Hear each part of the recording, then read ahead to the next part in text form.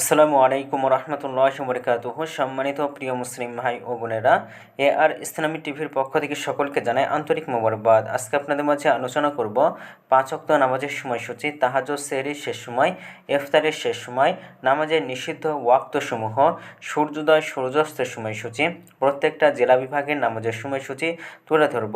তো আজকে বুধবার 19 ফেব্রুয়ারি 2025 ইংরেজি, 6 ফাল্গুন 1431 বাংলা, 19 শাবান 1446 হিজরি, ঢাকা এবং তার পার্শ্ববর্তী এলাকার নামাজের সময়সূচিগুলো তুলে ধরছি।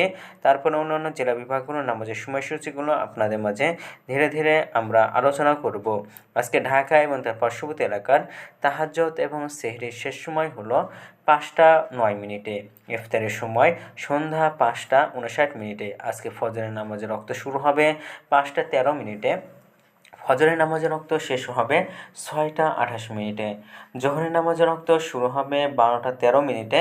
জোহরের নামাজের রক্ত শেষ হবে 4টা 18 মিনিটে। আসরের নামাজের রক্ত শুরু হবে 4টা 19 মিনিটে।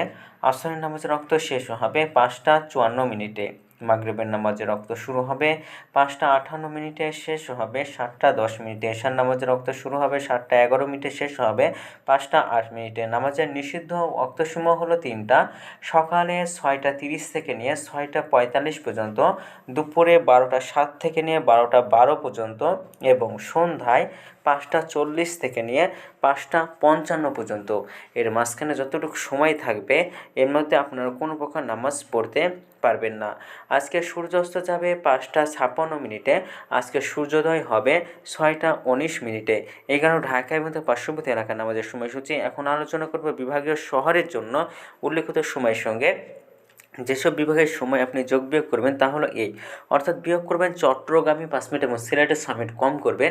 ঢাকার মতো পার্শ্ববর্তী এলাকায় যে নামাজের সময়সূচিরা রয়েছে সেখান থেকে চট্টগ্রামে 5 মিনিট এবং সিলেটের 6 মিনিট কম করবেন। যোগ করবেন খুলনাতে 3 মিনিট, রাজশাহীতে 7 মিনিট, রংপুর 8 মিনিট, বরিশাল 1 মিনিট বেশি করবেন ঢাকা এবং তার পার্শ্ববর্তী এলাকা যে নামাজের সময়সূচিরা রয়েছে তার থেকে।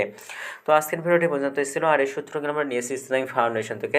ভিডিওটি ভালো লাগলে অবশ্যই চ্যানেলটি সাবস্ক্রাইব করে পাশে থাকবেন।